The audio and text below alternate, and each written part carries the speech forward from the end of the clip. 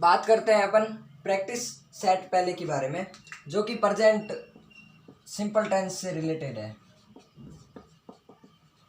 अभी तक आपका एक ही टेंस हुआ है प्रेजेंट सिंपल, तो उससे रिलेटेड मैं बता रहा हूँ कि आपको अगर ऐसे ब्लैंक्स मिल जाए तो आप कैसे सॉल्व करेंगे उसको। ये तो वैसे भी आपको पता है कि प्रेजेंट सिंपल से रिलेटेड है। लास्ट में सब टेंस होने के बाद मैं अगर सारे दूंगा, उसके बाद में पता करना वही सबसे मोस्ट चीज़ है। द सन, अभी तो इसको छोड़ो, पढ़ो कि in the east, the sun rise in the east, कि भाई सूर्य है जो कहाँ उगता है, पूर्व में। Sun rise in the east, मैंने क्या बताया था, सिंगुलर के साथ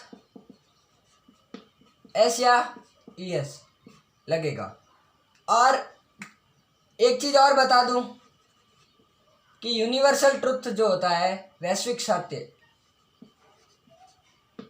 यूनिवर्सल ट्रुथ यानी वैश्विक सत्य, उनके साथ प्रेजेंट सिंपल टेंस यूज होता है। जैसे कि 3 और 3 हमेशा 6 होते हैं। सन हमेशा, सूर्य हमेशा पूर्व दिशा में उगता है, इसलिए खाली जगह में अपन क्या भरेंगे, द सन राइज का पहले तो राइज लिखो, इन द ईस्ट। अब अपन ने प्रेजेंट सिंपल टेंस में क्या पढ़ा था, अगर नेगेटिव सेंटेंस नहीं है तो एस या ई एस का प्रयोग करेंगे, और इसमें ई आया हुआ है, उसके बाद में एस। The sun rises in the east, इसको काट दो। The sun rises in the east, सूर्य पूर्व दिशा में उगता है। उसके बाद में the sun rise in the west. अब ये सेंटेंस आपको कैसा लग रहा है, ये सेंटेंस गलत है, क्योंकि सूर्य कभी भी वेस्ट दिशा में नहीं उगता है, पश्चिम दिशा से उगता नहीं है। इसलिए अपन क्या लिखेंगे, द सन, सन के लिए singular does, the sun does not rise, the sun does not rise in the west. अब आगे देखें, 2 and 2 मेक 4, मतलब कि 2 और 2 मिलकर 4 होते हैं। इसके लिए मेक पहले लिखो, मेक पहले लिखने के बाद उसका पता करो कि टेंस कौन सा है। प्रेजेंट सिंपल 2 and 2, 2 और 2 मिलकर 4 बनते हैं। इसके लिए जैसे सिंगुलर है, वैश्विक सत्य है, जैसे मैंने बताया कि यूनिवर्सल ट्रूथ है कि 2 और 2 मिलकर हमेशा 4 होते हैं, इसलिए 2 और 2 हमेशा 4 होते हैं, इसलिए एस मैक्स लगेगा। ऐसी भी बहुत जगह होती है जहां अपन को लग रहा है कि जो सब्जेक्ट है वो प्लूरल है, परंतु वहाँ खाली जगह में एस या एस का यूज होता है। कारण ये है कि 2 दिखने में द्विवचन या प्लूरल नहीं है, 2 दिखने लिखा है, उसका अर्थ प्लूरल नहीं है। अगर वैश्विक सत्य हो तो वहाँ पर अपन को प्लूरल भी सिंगुलर मानना पड़ेगा।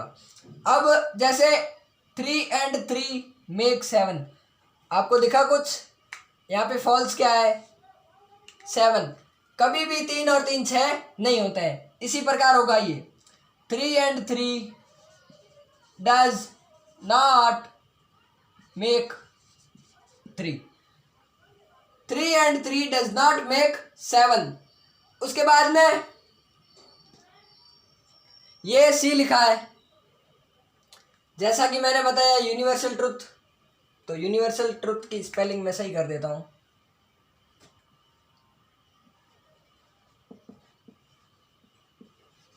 यूनिवर्सल ट्रुथ वैश्विक जो सत्य होता है उसके लिए हमेशा प्रेजेंट सिंपल टेंस ही यूज होगा।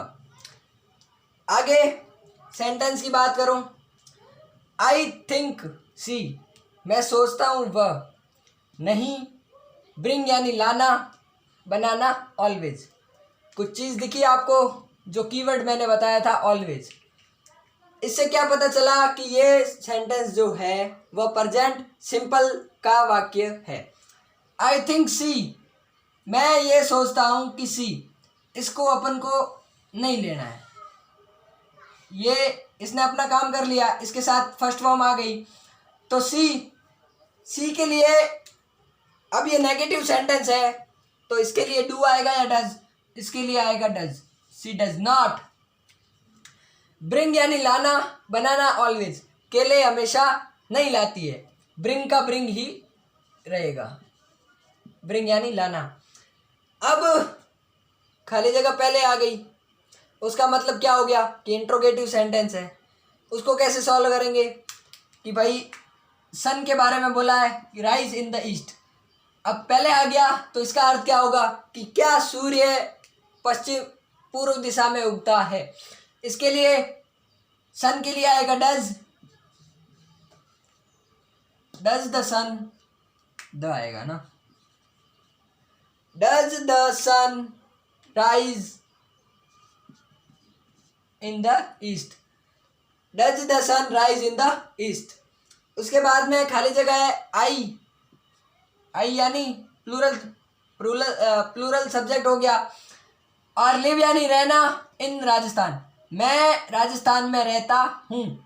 आई के साथ किसका यूज होगा प्लूरल में?